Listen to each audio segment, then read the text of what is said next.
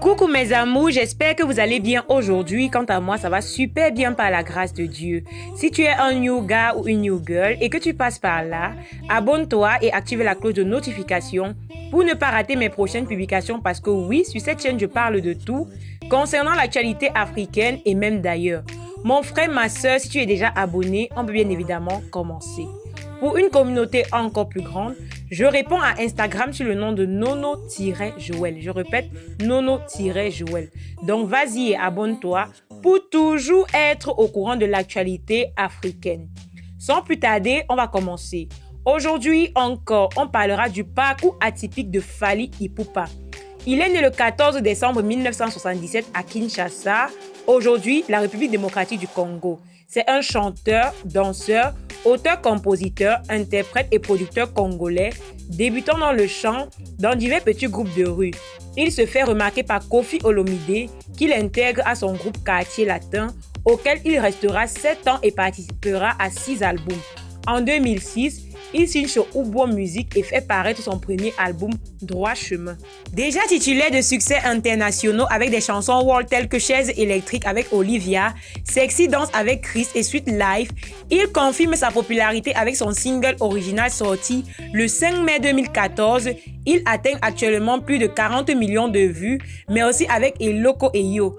Il atteint également 60 millions de vues. C'est le premier artiste congolais chantant à Lingala à atteindre ce nombre de vues. Son 6e album solo et dernier album à ce jour, Tokos, suite de son premier opus, Oban Tokos est sorti le 18 décembre 2020 avec des titres tels que Milolo, Likolo, en featuring avec Nio, Amor, Couleur migrant des rêves.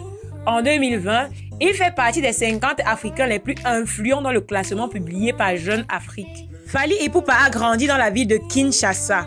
Il a un frère Boni et 2 sœurs Tina et Nicette Ipupa. Il a grandi à Bandal, commune rythmée par les boîtes de nuit, bars et terrasses, étant aussi le siège du mythique groupe Wenge Musica qui donnera l'envie à Fally de devenir plus tard musicien professionnel. Ayant été élevé dans une famille catholique, il commence à chanter dans la chorale de l'église.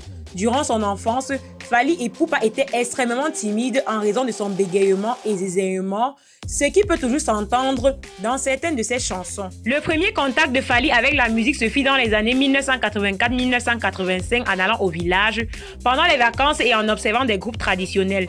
De là, il commence à être attiré par le tambour. Attirance qui se développera à Kinshasa et fera que Fally soit souvent renvoyé de la classe parce qu'il faisait trop de bruit en essayant d'en jouer sur sa table. En suivant sa mère à l'église, il développe sa qualité de chanteur. De 1992 à 1997, il intègre divers groupes de rue de Bandal et Kitambo, tels que Flash Success, Fraternity et plusieurs autres encore. Au fil du temps, il acquiert de l'expérience avec des instruments appropriés et sa réputation de chanteur-danseur à Talakou est de plus en plus élevée au niveau de la rue. En 1997, il rejoint le groupe créé par Mohsen Malanda et Faustine Diatta, qui n'étaient pas des musiciens. Il devient chef d'orchestre du groupe malgré la présence d'Eric Tsouti, qui coïncide se retrouve quelques années plus tard ensemble au sein de l'orchestre Quartier Latin de Koffi Olomidé.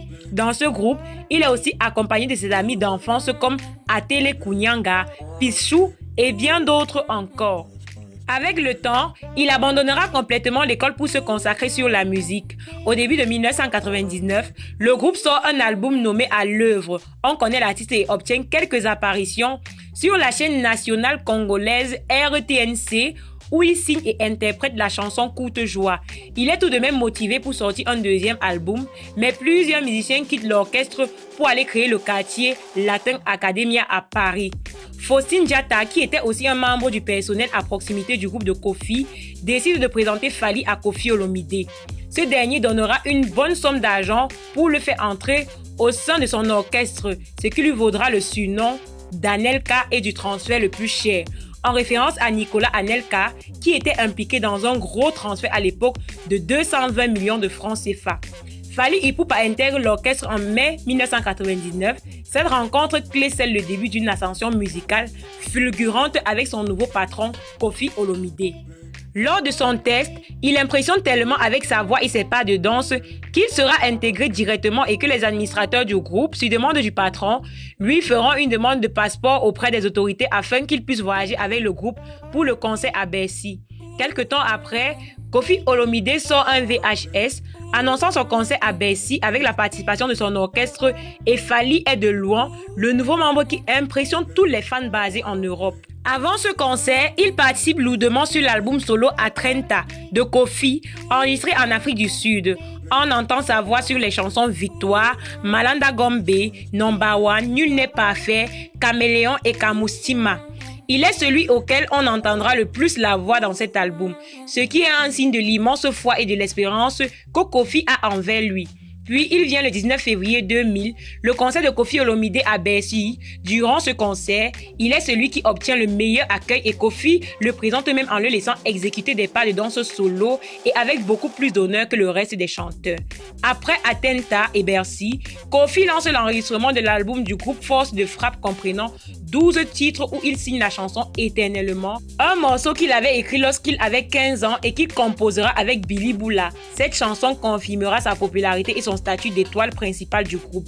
Il tourne partout avec Mopao Mokonzi et quand ce dernier décidera d'enregistrer un album solo intitulé Efrakata en 2001, son traitement de faveur envers Fally sera plus spécial. Outre sa voix sur 11 chansons, ils chanteront ensemble la chanson Effervescent et auront la même tenue dans le clip de la chanson.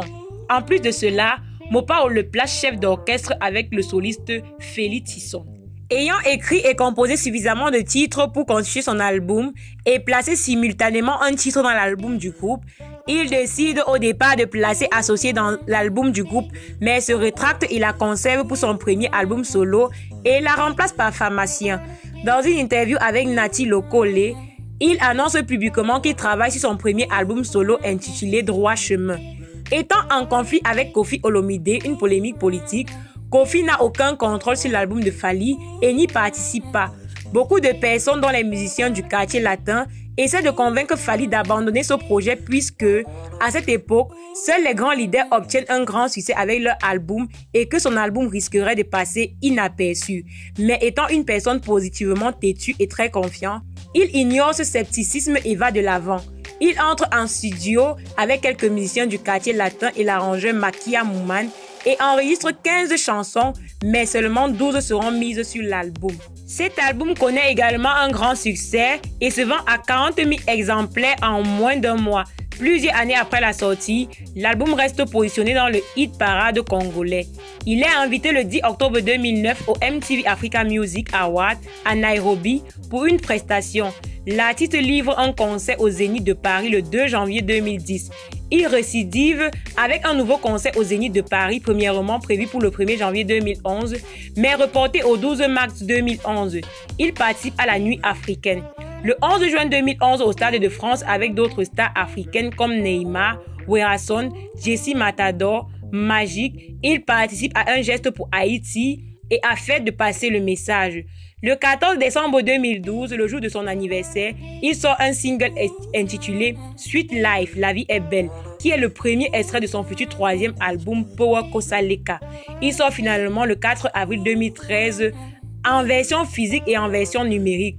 Le clip officiel de la chanson Doki issue de cet album compte plus de 150 000 vues sur YouTube en moins d'une semaine. Une semaine après la sortie de Power, il signe un contrat de 3 albums World avec le label Asie filiale du label Capitol elle-même, étant détenu par Universal Music. Le 14 mai 2013, lors de la première édition de Trace Urban Music Award, Fally Ipupa est sacré meilleur artiste musique africaine. Il participe au MTV Africa All Star avec de nombreux artistes tels que Snoop Dogg, Two-Face Idiba, Flavor et bien d'autres encore. À la suite de sa signature avec le label AZ en 2013 et de la sortie de l'album de son groupe d'accompagnement entre-temps, il débute l'enregistrement de son premier album international et dévoile en octobre 2015 sur Instagram que l'artiste nigérien Wizkid et lui-même seront en featuring pour son futur album. Il est membre du jury de l'émission L'Afrique a un incroyable talent lors de ses 2 premières saisons. En mars 2016, il publie sur YouTube l'hymne de Coca-Cola, chanté par lui-même en vue de la campagne de Coca-Cola en RDC. Et le mois suivant, il participe au premier album du rappeur français MHD sur le titre Ma vie. Entre-temps, le 22 juin 2017, Fally devait se produire à la Cigale pour présenter son premier et nouvel album international. Mais le concert est annulé par la préfecture de police de Paris qui craignait des troubles graves à l'ordre public, dus aux menaces des combattants d'un groupe opposant au président congolais Joseph Kabila, reprochant aux artistes congolais de soutenir ce dernier. Comme son compatriote héritier Wataban, qui devait jouer à l'Olympia de Paris le mois suivant, les recettes entières du concert devaient être reversées à l'UNICEF pour lutter contre la malnutrition chronique des enfants en Afrique. Tokos est le 4e album de Fally Ipupa et le premier dans le monde de la musique urbaine. L'album se compose de 18 pistes avec une gamme de styles très variés, allant du R&B à l'afro-pop, en passant par la rumba et le rap.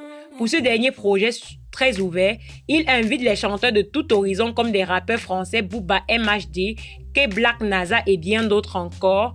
Il explique lors de nombreuses interviews, notamment sur la chaîne France 24 et les journaux Le Monde et Paris Match, que cet album est pour lui une occasion de s'ouvrir plus au monde et de conquérir le marché du disque français tout en y présentant la culture congolaise au monde entier. Toujours dans le cadre de la promotion de Tokos, il est invité à l'émission urbaine Planète Rap de Fred Moussa sur Sidrock. Du 10 juillet au 14 juillet, 2 tournées de présentation de l'album sont organisées et ont pour nom Tokos. La première partie a lieu le 2 septembre 2017 à Lomé et se termine le 19 février 2018 à Los Angeles avec des concerts et showcases donnés dans les villes telles que Nairobi, Lyon, Bordeaux et bien d'autres encore. La deuxième partie est lancée en mars 2018 avec une série de concerts et showcases dans plusieurs pays du monde comme l'Espagne, la France, le Sénégal, Congo-Kinshasa, la Norvège et plusieurs autres pays pour une durée de 4 mois, tout en continuant la promotion de son album Tokos sorti en juillet 2017. Préparé depuis 2019, il annonce le 23 novembre 2020 via un post Instagram la sortie de Tokos qui m'a d'ailleurs beaucoup plu. Son 6e album studio et le 2e dans le monde de la musique urbaine, le premier extrait de Likolo en featuring avec Nihot sort le 27 novembre 2020. Il fait également plusieurs featuring et plusieurs singles avec des artistes populaires tels que Dadju et bien d'autres encore. Notons que Fally Ipupa est une icône de la musique africaine, aujourd'hui avec des concerts dont la place vaut plus d'1 million de francs CFA. Voilà mes amours, c'était tout pour le Congossa d'aujourd'hui, c'était tout pour la vie de Fally Ipupa.